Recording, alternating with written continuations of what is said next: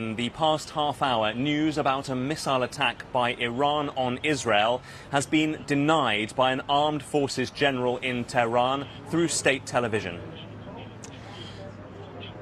Israeli military had earlier said it had detected launches from Iran, to which the Israeli Defence Minister Israel Katz said Israel would be responding forcefully. Well, this all comes hours after a ceasefire between the two countries took effect. American President Donald Trump took to social media overnight to state the ceasefire is now in effect. Please do not violate it. Before signing off, Donald J. Trump, President of the United States. President Trump's ceasefire announcement coming just a few hours after Iran launched missiles at a US airbase in Qatar. That was in response to American strikes on its nuclear sites at the weekend. There was a statement from Iran. It said that 6 missiles were launched. That's the same number as used in the American attack on its nuclear site in Fordo, you'll remember. Well, the comments from all three nations follow 4 waves of Iranian missile strikes against territory. But Israel's defense forces say 6 rounds of strikes hit the country in a 2-hour time span. These are the live pictures from Beersheba, just south of Tel Aviv, where we are. It's one of the areas that was hit. Rescue workers say 4 people have been killed there.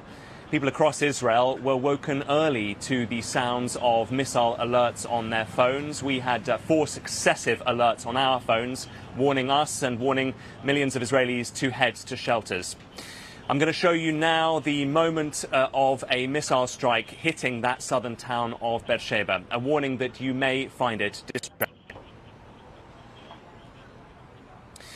The emergency services say among those who died were a woman and a man in their 40s and a man in his 20s. They were all in their safe room at the time that the missile hit. Reports from Iran, quoting a regional governor in the province of Gilan, say that 9 people were killed early on Tuesday in Israeli strikes there.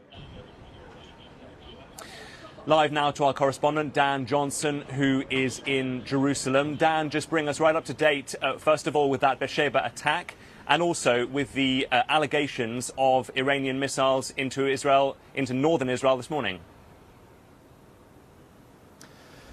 Yeah, let's try and talk you through the timeline here. Israelis were woken up by air raid sirens sounding at 5 a.m. this morning, told to take shelter because of that successive waves of different Iranian missile attacks, 6 of them in total that hit different parts of the country. Most of the missiles intercepted by the air defence, but some of them able to get through, and at least 1 direct hit in Beersheba in the south of Israel. That is where 4 Israelis were killed. There are more than 20 people injured in that part of the country, and emergency teams had to conduct a big operation there, going through the rubble, trying to reach those casualties. So that was all happening very early this morning, just as Israelis were reading the news that a ceasefire had been proposed and apparently agreed. There was no confirmation of that by the Israelis for quite a few hours, but at 7 a.m. local time, after that wave of Iranian strikes, the skies went quiet and it did seem like things were calming down. Then after that, we got the confirmation from the Israelis that they had agreed the terms of this plan. There was a question about exactly when it would come into force, but the Israelis said they were willing to sign up to it, having achieved their aims in terms of eradicating the threat of Iran's nuclear program and the ballistic missiles that have been fired repeatedly towards this country over the course of this conflict over the last 12 days. But then, just about an hour after that, the air raid sirens went off again in the north of Israel around Haifa, and that is when this single Iranian missile was fired, the Israelis say, after the ceasefire and in breach of it. Now, the Iranians are denying that. So what's gone on here? Is there some sort of misstep, some miscalculation, some rogue launch that the Iranian command hadn't actually ordered? It's unclear. The Iranians denying it, but the Israelis are taking it as a deliberate violation of the ceasefire. The Defence Minister has promised that there will be significant strikes in retaliation. So now the hopes of peace, the hope of that ceasefire deal taking effect, all depends on exactly what the Israelis do, what the scale and extent of those retaliation strikes are, if indeed they come. Dan, for the moment, thanks very much indeed. Yes, the Israeli Defence Minister said that we will forcefully respond to what he calls Iran's ceasefire violation. The far-right Finance Minister, Bezalel Smotrich, has said Tehran will shake. Let's bring in my colleague Wira Davis, who joins us from Beersheba, the scene of that deadly attack this morning. Wira, just bring us right up to date with the scene there. Yeah, well, this is, as you say, Beersheba. It's a city of about 200,000 people, so a big city in the south, just in the Negev desert.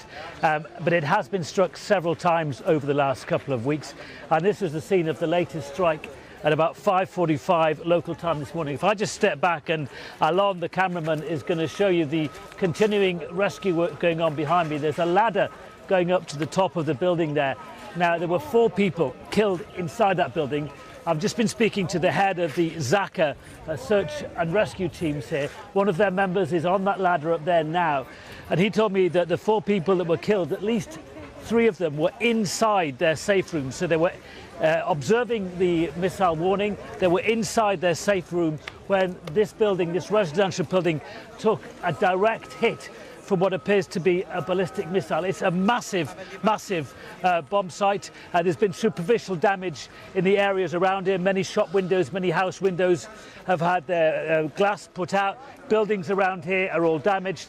And there is a search and recovery operation up going on there as we speak. So this happened technically just before the ceasefire came into place. But of course, after the other missile alert, which Dan mentioned, the Israeli Defence Minister said that there would be now powerful strikes against regime targets in Iran. So it's a big question whether this ceasefire is going to hold at the minute. But again, here in Beersheba, the scene is one of pretty complete destruction and devastation in this one particular building, a city that has been hit several times over the last couple of weeks.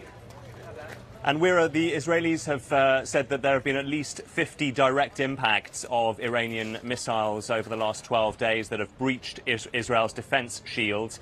Obviously, there's going to be a lot of grief where you are, but have you spoken to anybody there about their appetite for a ceasefire and for this conflict to come to an end? Do they want this promised ceasefire, or do they want Israel to keep going? Well, look, the Israeli government says it has completely or very much put back and severely damaged Iran's nuclear program. But it also says it has severely damaged Iran's ballistic missile capabilities. This incident alone may put that question, that statement into question. And there are fears in Israel and, of course, in the wider region that if the ceasefire between Israel and Iran doesn't hold, it could grow into something much more, much bigger, not just encompassing the 2 countries, but also, as we saw yesterday, in Qatar and other parts of this region. So there are hopes on both sides and in the wider region that the ceasefire does hold, because clearly both sides do have the capability militarily to damage each other very badly. We know that several hundred people have been killed in Iran over the last 12 days. In Israel now there have been 28 people killed. And if this kind of thing were to continue, then the potential for more deaths on both sides is critically and certainly there. So yes, there is support for a ceasefire. An off-ramp for both countries would allow the Israelis, the Israeli Prime Minister, to claim victory, certainly over Iran's nuclear ambitions. And it would also, from an Iranian perspective, allow the Iranian regime to remain in power. Do you remember now that the Iranian regime is still in power, the supreme leader is still alive, and there are many in Israel, there are some in Israel on the hard right, who would like their government to go further, but perhaps an off-ramp is the best thing for both sides now. Wira Davis, live with us from Beersheba. Thanks very much indeed. Well, let's go over to the Armenia-Iran border and join our correspondent Andrew Harding, who is there. Andrew, just paint the picture of where you are and what people there are telling you fleeing Iran. It's a pretty remote region. The green valley you can see behind me with the river marks the border between Iran and Armenia, and the mountains in the background there are Armenian territory. And there's a very small border crossing which has been used, been quite busy in recent days. Iranians starting to trickle out in their dozens, in their hundreds, not a flood certainly, but people who say they are escaping the violence. A lot of them have driven from Tehran and other big cities. This morning we've been speaking to some of them. They're aware, most people, of the ceasefire, but I'd say a mood of some skepticism about whether it will last. One man said to me, "I don't believe anything that Donald Trump says."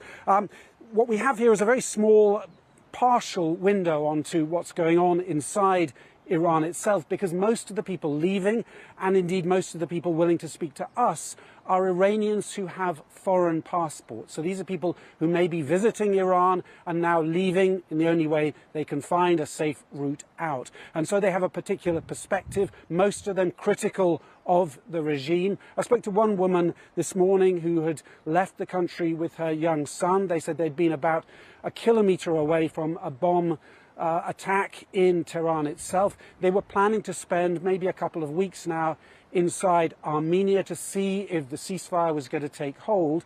I asked her what the mood was inside Iran itself and the attitude towards American and Israeli strikes, and she said, look, from our perspective and the mood of people she knows is that Iranians in general do not want to see democracy change forced on them by outside. They want to take responsibility internally for any changes in government, any reforms that happen. A reminder that the BBC is not allowed currently by the Iranian government to report from inside Iran. So Andrew has a really important access there in speaking to Iranians who are crossing that border. Andrew, what sort of picture are they painting of life inside Iran in terms of the shortages of fuel and food and the like over the last 12 days? It's a very big country, of course, remember, and a very mixed picture. Some people we've spoken to say, look, we were on holiday on the Caspian Sea in resort towns there that seem a world away from what's going on in Tehran and other bigger cities. Other people have said, no, prices are going up. There is shortages. There are shortages of electricity. Some people have said, no, the banks are working just fine. The bakeries are working just fine. Everyone, of course, aware that the internet has been down, mostly that communications are a problem. Andrew Harding on the Armenia-Iran border, thanks very much indeed. We will have plenty more from the region in just a moment or two. Around the world and across the UK, this is BBC News.